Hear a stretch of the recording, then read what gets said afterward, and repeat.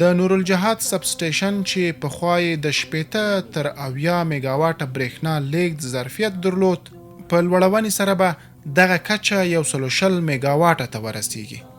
او د هرات صنعتي ښارګوټي او د هرات اوسیدونکو د برېښنا کمښت ستونزه به حل شي. دغه سب سټیشن ظرفیت پیدا کړ چې مخکې هغه 80 یا 90 میګاواټه برېښنا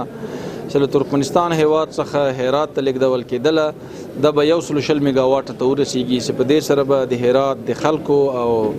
د صنعتي پارکونو زیات مشکلات حل شي.